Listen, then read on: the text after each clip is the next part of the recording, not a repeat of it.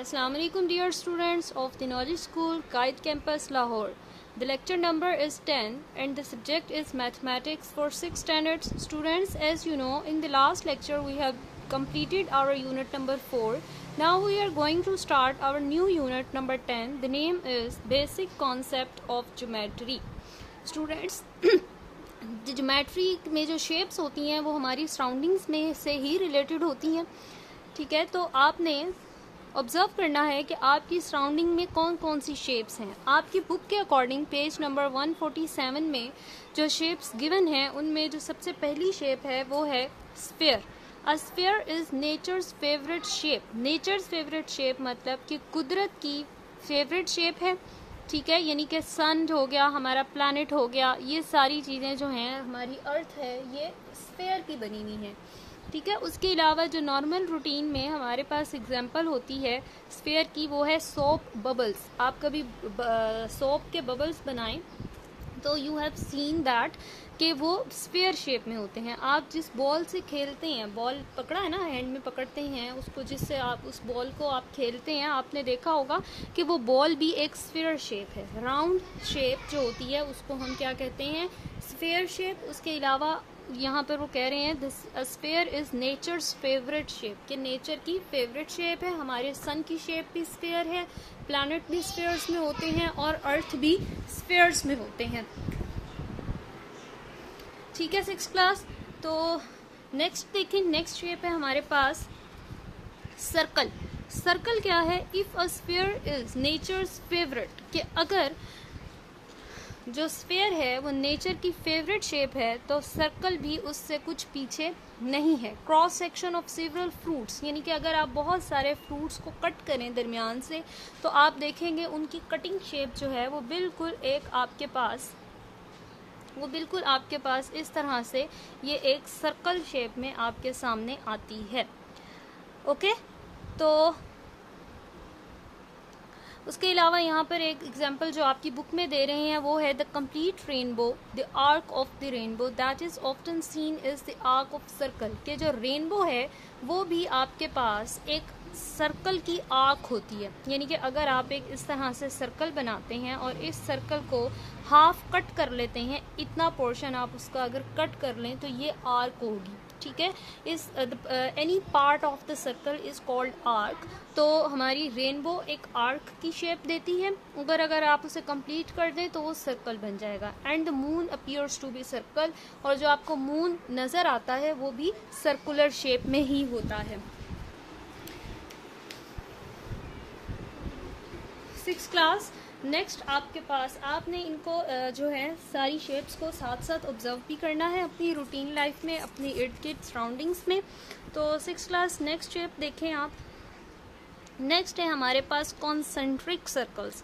Concentric circle means कि अगर आप stone drop in still water, still water mean के रेस्ट में जो वाटर है, खड़ा हुआ पानी है, उसमें अगर आप एक स्टोन को ड्रॉप करते हैं तो आप देखेंगे बहुत सारे सर्कल्स जो हैं अपीयर होना शुरू हो जाते हैं. लाइक दिस, एक सर्कल, फिर दूसरा, फिर थर्ड, फिर फोर्थ, फिर फिफ्थ, इस तरह से सर्कल्स आपके सामने अपीयर्स होना शुरू हो जाते हैं.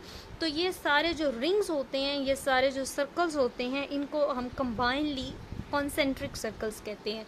ठीक है, उसके अलावा यहाँ पर जो इन्होंने आपके सामने एक और एग्जांपल दी है कॉन्सेंट्रिक सर्कल्स की, वो है ये आपका ट्री. जब आप ट्री की वुड को दरमियान से कट करते हैं तो आप देखें कि वो भी उसके दरमियान में ये इस तरह से ये सर्कल्स बने हुए होते हैं.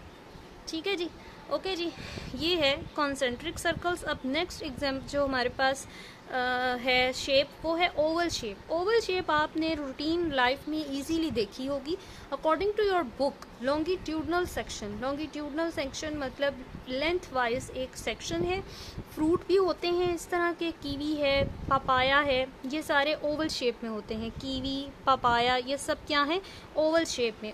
एंड द मोस्ट जो सबसे ज़्यादा यूज़ होने वाला ओवल शेप जो रूटीन लाइफ में आपके सामने आता है, आप देखते हैं, वो है आपके पास एग.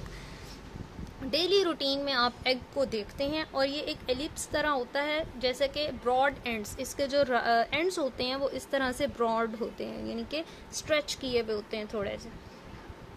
ओके, स्टूडेंट्स ये तो थी ओवल शेप। इन शेप्स के बारे में हम ग्रेजुअली अपनी लास्ट क्लासेस में थोड़ा थोड़ा कॉन्सेप्ट क्लियर करते हुए ही आते हैं, लेकिन अब ज्योमेट्री का पोर्शन है, ज्योमेट्री का यूनिट है, तो इसमें हम इस सारी जो हमारी शेप्स हैं उनको एक रिव्यू ज़रूर दे रहे हैं। ठीक, ओके।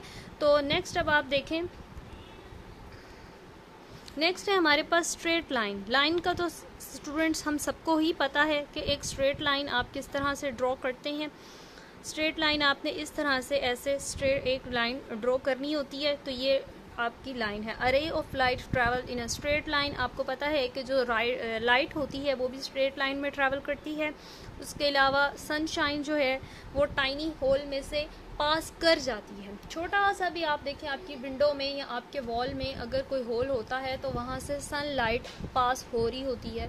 ठीक है, तो वो आप इससे कह सकते हैं कि वो इसीलिए पास हो जाती हैं लाइट जो है होल में से, क्योंकि वो स्ट्रेट लाइन में ट्रैवल करती हैं। तो हर किस्म की जो लाइन है जो आप अपनी कॉपी पे भी ड्रॉ करते हैं स्टूडेंट्स, लाइन ऐसे स्ट्रेट लाइन, ये आपकी लाइन है। ओके, नेक्स्ट पर आ जाते हैं। नेक्स्ट है हमारे पास पैरेलल लाइंस। पैरेलल लाइंस का मतलब है वो लाइंस जो कभी आपस में मीट नहीं करती, यानी कि आसपास आपने लाइंस को ड्रॉ किया है ऐसे ऐसे ऐसे ऐसे, और ये लाइंस आप जितनी मर्जी दोनों साइड से एक्सटेंड करते जाएं, चाहे इधर से एक्सटेंड कर लें चाहे इधर से एक्सटेंड कर लें, ये कभी भी किसी पॉइंट में आपस में एक दूसरे को जाकर मीट नहीं करेंगी। तो वो लाइंस जो आमने सामने ड्रॉ की जाएं और कभी भी आपस में एक दूसरे को मीट ना करें, तो ये इन लाइंस को हम कहते हैं parallel lines. Small parts of parallel lines can be see on the back of a squirrel. Squirrel मतलब आपका जो एनिमल है गुलहरी, उसकी बैक पर देखा जा सकता है। और पाम ट्री जो है वो वर्टिकल एजेस में होता है। फिर बैंक ऑफ रिवर, रिवर की जो दोनों साइड्स हैं, बैंक्स हैं, किनारे हैं, वो भी पैरेलल होते हैं। अगर वो कभी आपस में आगे जाकर मीट कर जाएं तो वहाँ पर रिवर ख़त्म हो जाता है, तो फिर आप उसको रिवर नहीं कह सकते। सो रिवर के बैंक्स आपस में पैरेलल हैं। ये तो पैरेलल लाइन का कॉन्सेप्ट हो गया। आपने इन कॉन्सेप्ट्स को, इन लाइंस को, इन सारी जो आपको बता रही हूँ इनको आपने याद रखना है। यही सारी चीज़ें आपकी आगे एक्सरसाइज में काम आनी है। नेक्स्ट देखें, नेक्स्ट है हमारे पास हेक्सागोन। हेक्सागोन आप उसके नाम से देखें, ये आपके पास वो शेप होती है जिसकी 6 साइड्स होती हैं। 1 corner, 2nd corner, 3rd corner, 4th corner, 5th corner and 6th corner. ऐसी शेप जिसके 6 कॉर्नर्स होते हैं उस शेप को हम कहते हैं हेक्सागोन। आपने कभी ऑब्जर्व अगर किया हो, कभी आपने बी हाइव देखा हो, तो उसका जो हर सेल होता है उसकी शेप लाइक दिस बिल्कुल एक हेक्सागोन के टाइप होती है। 6 साइडेड होती हैं। स्नोफ्लेक्स अगर आपने कभी ऑब्जर्व किए हो तो वो भी बिल्कुल हेक्सागोन शेप के होते हैं। उसके बाद नेक्स्ट अगर आप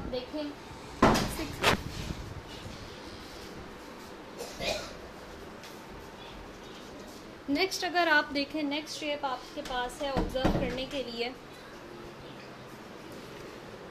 नेक्स्ट शेप है आपके पास ट्रायंगल। ट्रायंगल शेप ये हम नॉर्मल रूटीन में देखते ही रहते हैं, लेकिन यहाँ पर जो ट्रायंगुलर शेप है वो इस तरह से है। इन द ज्योमेट्री हम उसको ट्रायंगल कहते हैं। Such a shape which have 3 corners, यानी कि ऐसी शेप जिसके 3 कॉर्नर्स होते हैं।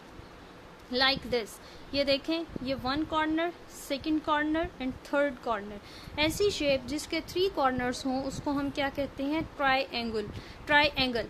तो यहाँ पर बुक के अकॉर्डिंग उन्होंने कहा nose of a person looked at from the side is often triangular, कि अगर आप अपनी नोज को, किसी भी पर्सन की नोज को साइड से देखें तो वो आपको ट्रायंगुलर शेप देगा। उसके बाद एक और चीज़ इन्होंने यहाँ बता रहे हैं कि अगर आप हेक्सागोन में 3 लाइंस ड्रॉ कर दें सच लाइक दिस, ये देखें, ये यहाँ पर 1 लाइन, 2nd लाइन और फिर ये 3rd लाइन, ये 3 लाइंस उन्होंने ड्रॉ की हैं। तो यू कैन सी दैट कि 6 ट्रायंगल्स जो हैं वो हमारे पास अपीयर हुई हैं। उसके अलावा एक और एग्जांपल जो इन्होंने यहाँ दी है हमारे पास लेमन या ऑरेंज की, कि अगर आप ऑरेंज या लेमन को सेंटर से कट करते हैं तो उसका जो ईच सेक्शन है वो हमारे पास बिल्कुल एक ट्रायंगुलर शेप देता है।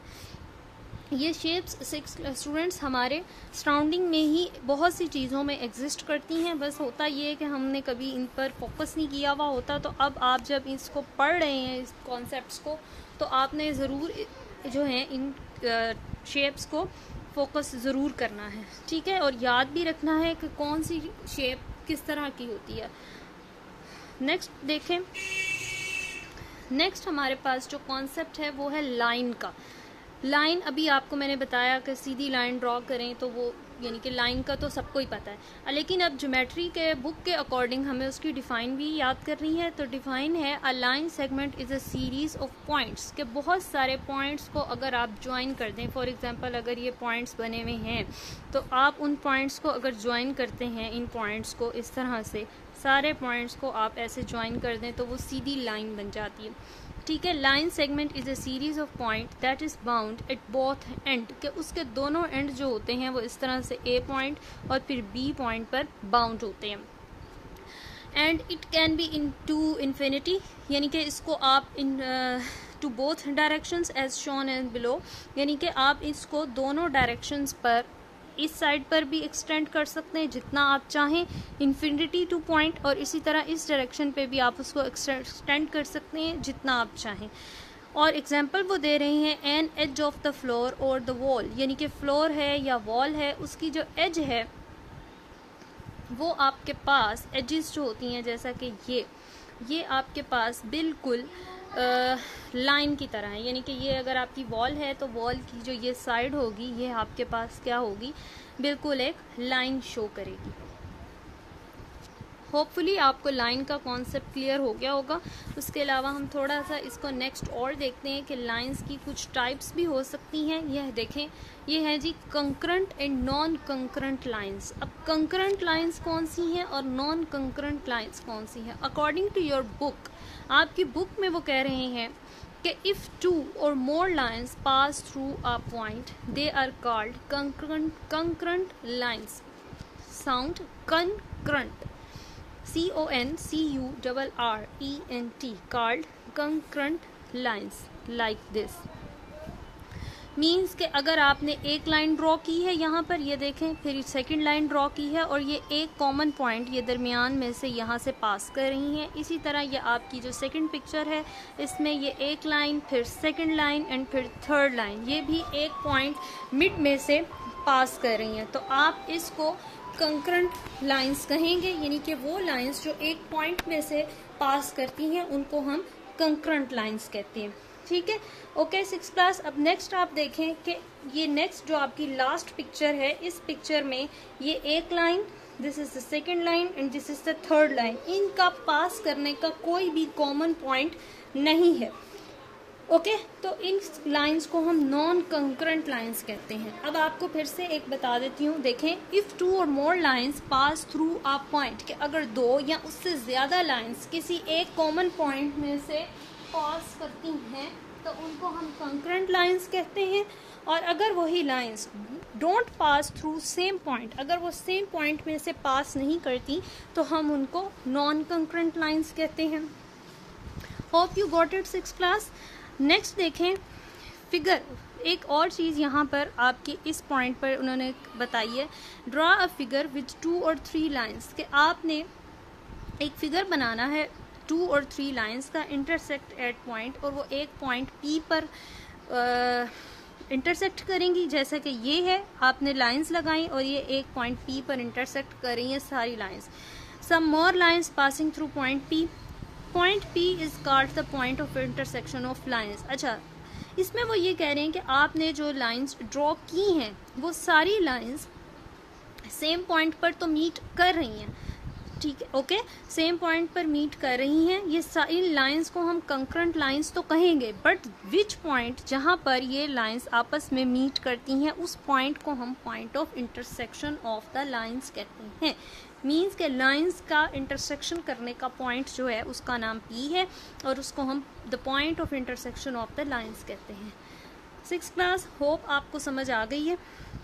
आपने इन सारी जो आपने देखी हैं ये फिगर्स जो मैंने अभी आपको सब दिखाई हैं, आपने इनको याद रखना है कि कौन सी फिगर किस तरह की है। फर्स्ट थी हमारे पास sphere, the second is circle, the third is concentric circles, and the fourth one is oval, straight line, parallel lines, hexagon which have 6 corners, triangle which have 3 corners, and the line segment जिसको हम both and दोनों side से infinity to extend कर सकते हैं, चाहे आप उसको इधर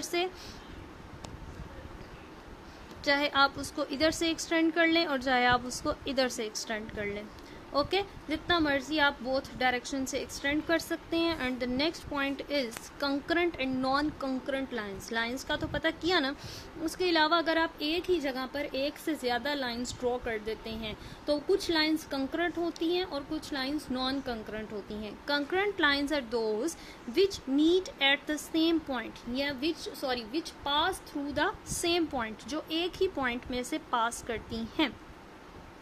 लाइक दिस पॉइंट P, ये सारी एक ही लाइंस में से पास कर रही है ना, इसको हम कहेंगे कंकरेंट लाइंस। और वो lines which don't pass through the same point, उनको हम कहते हैं नॉन कंकरेंट लाइंस। ये वाली, इनका कोई पॉइंट नहीं है, हर किसी का अपना ही पास थ्रू वे है।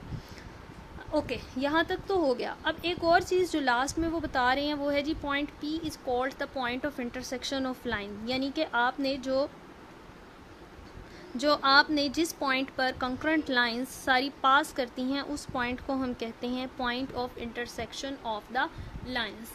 ओके, 6th क्लास, आपने सारी जो ये है लेक्चर, आपने इसे एटलीस्ट 2 टाइम्स आपने इसको देखना भी है और आपने सारी जो फिगर्स हैं, सारे शेप्स, उनको लिखना है।